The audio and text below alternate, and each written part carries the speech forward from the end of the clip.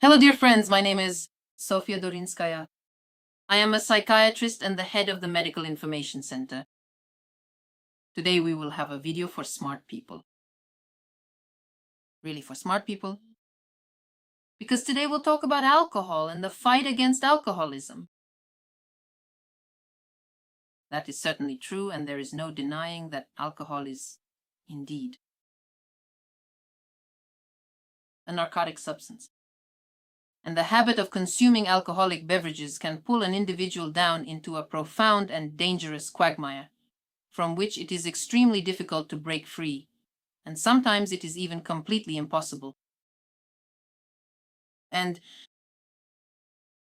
is the fight against alcoholism the right approach? Undoubtedly, informing people about what alcohol really is, that's important. But today I want to talk to you about the fight against alcoholism, about those slogans that alcohol is a terrible thing and that you shouldn't drink at all. And today I want to show you something that no one will ever tell or show you unless you are professionally involved in this field. So today I'll show you a bit of statistics. So we've started the fight against alcoholism. And in 2013, in Russia, the indicators for the alcohol industry showed that the production of vodka products decreased by 22.3% and shipments dropped by 24.8%. That is, indeed, there was almost a quarter reduction in alcohol production. By the end of the first half of 2014, vodka companies showed a decline of up to 35% in production volume. A normal person would say that's very good. People started drinking less and the nation became healthier. But now let's take a look at another set of statistics. Since 2012, there has been a significant increase in the sale of legal synthetic psychoactive substances. The volume of antidepressant sales in Russia increased by 16% in just January to June of 2015 compared to the same period in 2014. There has been an increase in the number of people seeking help for the first time due to dependence on psychostimulants. In 2013, the number of such people tripled. My friends, what we're seeing here is simply a redistribution of the market. We're simply looking at how the market for one psychoactive substance is artificially being replaced by the expanding market for legal synthetic psychiatric drugs. And I want to say even more, to be perfectly honest and candid with you, as a professional psychiatrist, as a person, and as someone who has lived for more than several long decades on this earth, I really don't think humanity will ever be able to completely abandon the use of performance-enhancing substances or doping. I don't think so. For the most part, humanity still needs some kind of substance that can relieve stress, that can ease the intense tension that arises in life, for example, in certain situations. And so, not being a moralist, but being a psychiatrist and a person who has seen a thing or two in this life, I'll tell you honestly, I don't think humanity will ever be able to give up doping. But let's compare alcohol as a doping agent and synthetic legal psychiatric drugs as doping agents. These are drugs because people develop a dependence on antidepressants just like they do on narcotics. They have exactly the same effect as narcotics, and they are synthetic. It's much harder to get someone off them than it is to get someone off alcohol if you do this professionally. What is alcohol? Humanity has lived with alcohol for thousands of years. Thousands of years. People understand this substance. Sometimes it even seems like people are born knowing that alcohol is a poison. People know that abusing alcohol is harmful, it's not allowed. Everyone understands that regularly consuming alcohol is already a warning sign that something is wrong and you need to stop. No sane person would give alcohol to a child because they understand that it's a poison. They understand that they would kill their child. People know how to handle alcohol. People understand this substance. People understand its danger. People understand, even the necessity of consuming this alcohol. And no one is under the illusion that if you didn't drink alcohol, then from something bad, well, you just shouldn't have. Everyone has this understanding. For example, if you're having a hard time, you have a drink. Well, okay, I won't do it anymore. I just relieve my stress. I know the consequences and so on. People know how to deal with the consequences of this alcohol.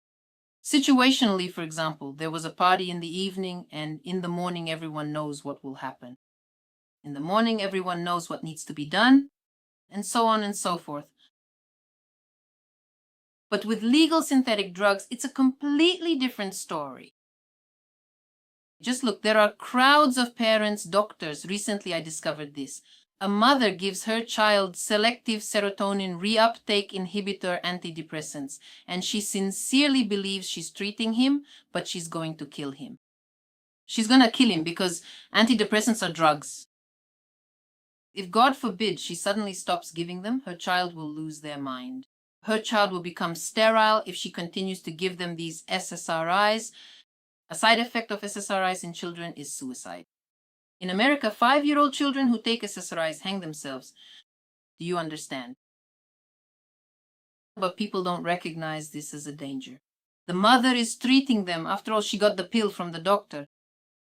Do you understand? People get hooked on antidepressants. You have to spend a long time explaining to them that it's a drug. Of course, once they've been on it for a while, once they've tried to get off it, and when it suddenly dawns on them what they've done, well, sorry, just try to quit. These substances are not made for you to get off them. These substances are made for you to stay on them forever. This is pharma, this is psychopharma. They don't make substances for you to quit them. Psychopharma makes substances to get you hooked on them. This is legal drug dealing. I've already talked about this. It's a huge problem to sell drugs illegally. But this is just one big mint jelly, legal drug dealing. No one will ever come after you. You have huge profits. And on top of that, you're a respected person saving people. Do you understand? That's why I would like to say that this war between the two markets, I see how people go, ugh, alcohol, ugh, alcohol. No, that's great. By all means, you don't have to drink it. Although there was a doctor named Bedmev.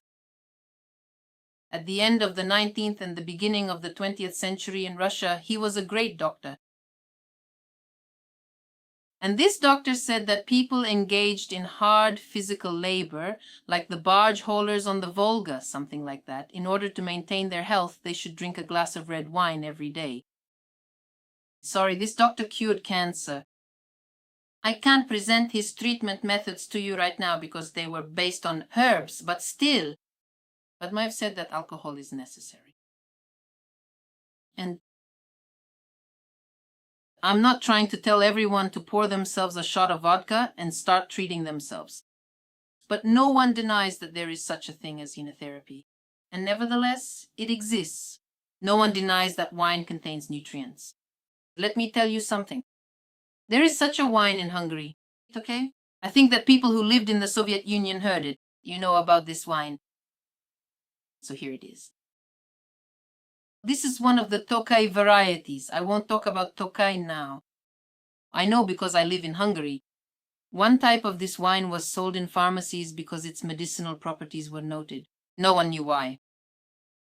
But when penicillin was discovered, it turned out that the grapes used to make the most expensive Tokaj are affected by a fungus that produces penicillin. And this wine contains natural penicillin. And this Tokaj wine in the 18th and 19th centuries and even in the 20th here in Hungary was sold in pharmacies as a medicine. Do you understand? And we all know that the absorption of substances is more natural when they are produced by some natural substance, by nature itself, and they are absorbed. Bitter. And back then no one knew about penicillins, but it turns out that Tokaj wine contained it, and here people were treated with Tokaj.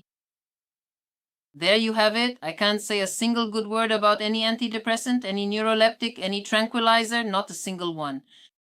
Except for the fact that the medical doctor simply put the person on this specific substance without at all fully understanding the underlying cause of the patient's medical condition, without at all understanding the cause of the condition. Do you understand? I understand that doctors today don't know about vitamin deficiencies. I understand that they don't realize that the head doesn't function separately from the body and that endocrine disorders lead to problems, that exhaustion, depletion, stress, the same Selye stress, that Selye stress curve I drew for you. Right now, it feels like nobody knows anything anymore. They just see a person who comes to them. They don't go over the patient's history, nothing. All they care about is shoving something into the patient's mouth so that he would just leave. Unfortunately, that's what medicine is like these days. But I can't say a single good word about any antidepressant, tranquilizer, or antipsychotic. Not a single one. Do you understand? And now there's an absolutely outrageous situation where they're starting to prescribe anti-epileptic drugs for depression. And if you stop taking them, you could actually develop epilepsy. But that's just completely beyond the pale. So this video is for smart people. I want to tell you, be careful and always, stay alert when someone tells you that they've discovered yet another way to save the world. Always stay alert. I believe what's happening is simply a redistribution of markets in favor of the legal drug trade for people. And what do we see? People really are, even those with education, with medical education, marching in droves into the ranks of legal addicts and bringing their children along because they don't understand what's really going on. They don't have this protective mechanism. The safety catch doesn't go off, so she ends up giving drugs to her own child. Do you understand? If she were prescribed 100 grams of vodka to give him every day, the mother would think twice. But as for Astrotera, that's a whole other story. Just a tiny pill. So what if it's a tiny pill? That tiny pill could kill your child. It would honestly be better if you gave them vodka. I'm telling you the truth. Well, children shouldn't have it. That's true. Children need to have their vitamin deficiencies addressed. Children need to be fed very well. Children should grow up in a calm, friendly environment. And then everything will be fine for the children with calm, friendly parents.